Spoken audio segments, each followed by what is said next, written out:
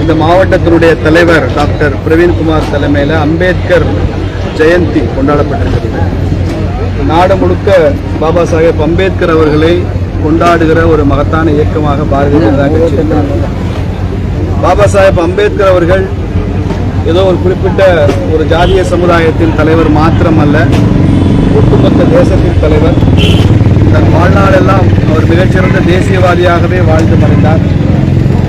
இளம் வயதில் அவரது மலரும் பருவத்தில் ஜாதி பாரபட்சத்தின் காரணமாக, தீண்டாமையின் காரணமாக, அந்த கொடுமையின் காரணமாக பல்வேறு இன்னல்களுக்கு ஆளாகி இருக்கிற சூழ்நிலை இருந்தால் கூட அதை பற்றிய ஒரு சிறிதும் பழிவாங்கும் உணர்வோ இந்த தேசத்தின் மீது கோபமோ கொஞ்சம் கூட இல்லாமல் எல்லோருக்குமான விடுதலைக்காக உழைத்த ஒரு மகான் பாபா சாஹேப் அம்பேத்கர் அவர்கள் இன்னைக்கு அங்கே அவருடைய சிலைக்கு மாலை அணிவித்து அவரை பற்றிய ஒரு புகழஞ்சலி நிகழ்ச்சியில் நான் பேசியது ரொம்ப சிறப்பு.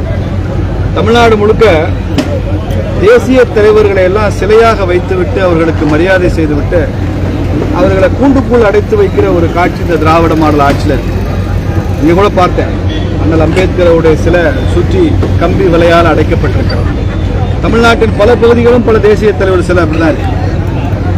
இந்த நிலையை மாற்றணும். இது ஒரு தவறான அரசியல், இந்த திராவிட மாடல் அரசியல் கொடுத்த காரணத்தினால்தான் ஜாதிகளுக்கிடையே பிளவை உருவாக்கி வாக்கு வங்கி உருவாக்குகிற இந்த திராவிட கட்சிகளுடைய அரசியலால்தான் இது மாதிரியான சூழல் உருவாயிருக்கு. தமிழகத்தில் பாரதிய ஜனதா கட்சி ஒரு அரசியல் அதிகாரத்தை கைப்பற்றும் போது தமிழ்நாட்டில் பல்வேறு ஜாதிகளுக்கிடையே நல்லிணக்கம் உருவாகும். வாக்கு வங்கிக்காக ஜாதிகளை பயன்படுத்துகிற நிலைமை மாறி ஒருவரை ஒருவர் மதிக்கிற, போற்றுகிற, பாராட்டுகிற சூழலை பாரதிய ஜனதா கட்சியினுடைய அரசியல் உருவாக்கும். அப்போதான் இந்த தலைவர்களுக்கெல்லாம் அவர்கள் அடைக்கப்பட்டிருக்கிற அந்த கூண்டில் இருந்து அவர்களுக்கு விடுதலை கிடைக்கும் என்று நாங்கள் நம்புகிறோம். இப்போது இருக்கிற இந்த காட்சி மனசுக்கு ரொம்ப வேதனை அளிக்கிறது. மகத்தான தலைவர்கள் எல்லாம் கூண்டுக்குள்ள இருந்து கொண்டு ஒட்டுமொத்த தேசத்தில் எல்லா சமூகங்களின் விடுதலைக்காக குரல் கொடுத்த, போராடிய பாபா சாஹேப் அம்பேத்கர் மாதிரி உள்ளவங்க எல்லாம் கூட்டுக்குள்ள இருக்கிறத பார்க்கும்போது வருத்தமா இருக்கு. தென் மாவட்டங்களில் பல தலைவர்களும் அந்த மாதிரி தான் நிலைமை இருக்கு. நான் ஒவ்வொருத்தராக பெயர் சொல்ல விரும்பவில்லை. எல்லா தேசிய தலைவர்களுக்கும் அந்த நிலைமை இருக்கு. அந்த நிலை மாற வேண்டும் என்று திமுகவை நான் கேட்டுக்கொள்கிறேன். சிந்து சமவெளி நதி தடுக்கும் மத்திய அரசு பாகிஸ்தான் தூண்டி விடுகிற பயங்கரவாதத்தினால 140 கோடி இந்திய மக்கள் பாதிக்கும் போது சீமான் எங்கே போனார்? அவர் என்ன ஐஸ்கிரீம் சாப்பிட்டு இருந்தார் சொல்லணும். கோவையில் 60க்கும் மேற்பட்ட அப்பாவிகள் பலியானதுக்கு காரணமாக இருந்த பயங்கரவாதி பாக்ஷாவை அவரது இறுதி ஊர்வலத்துக்கு மரியாதை செய்தவர் தான் சீமான். மரியாதை செய்தது மாத்திரமல்ல, மக்கள் மனசு புண்படும்படி அவர் எங்க அப்பான்னு வேற சொல்லிட்டு போனார். சீமானுக்கு அடிஷனலா ஒரு அப்பா சேர்ந்திருக்கார். பயங்கரவாதி அப்பான்னு சொல்ற சீமான் பாகிஸ்தான் மேல இந்தியா நடவடிக்கை எடுத்தா என்ன சொல்லுவாருன்னு நினைக்கிறீங்க நீங்க?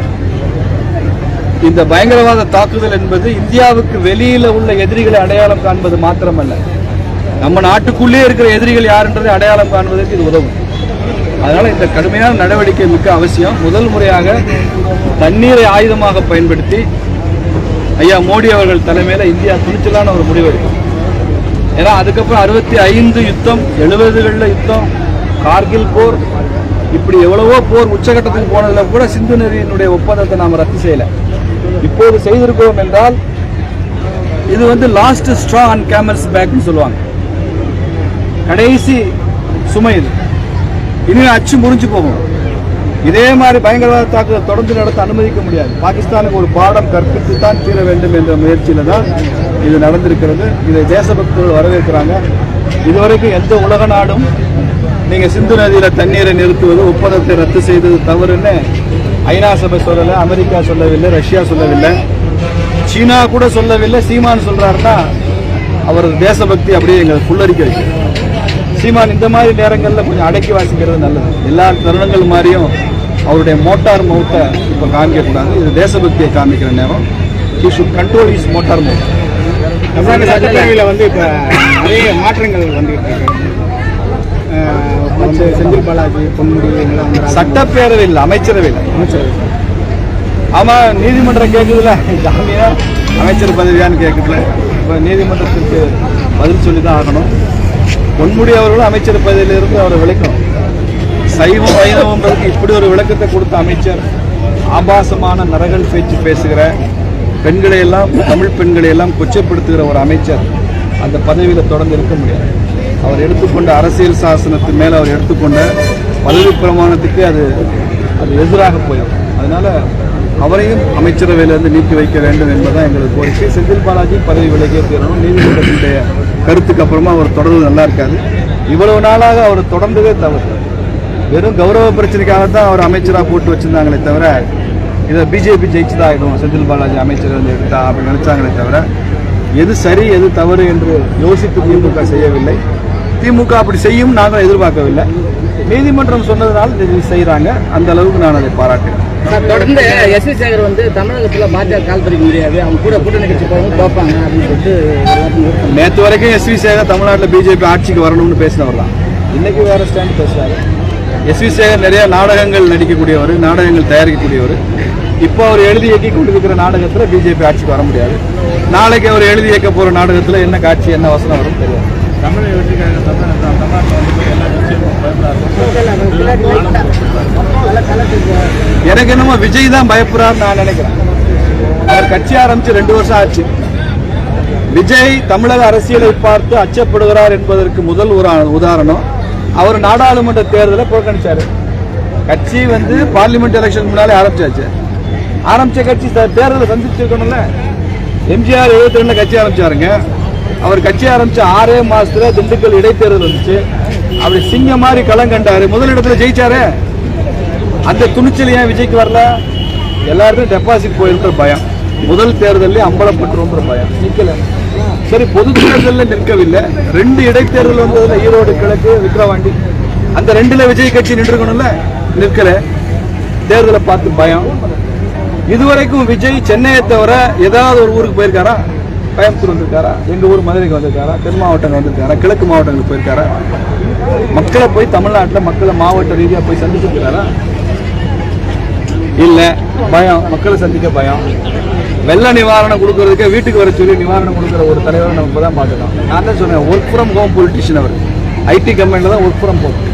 இவர் அரசியல்வாதியாக இருந்துட்டு ஒர்க் ஃப்ரம் ஹோம் பண்ணிட்டு இருக்கிறாரு. எல்லாத்தையும் விடுங்க சார், உங்களை பார்த்துக்கால சார். இந்த 2 வருஷம் மீடியா தானே நீங்களா?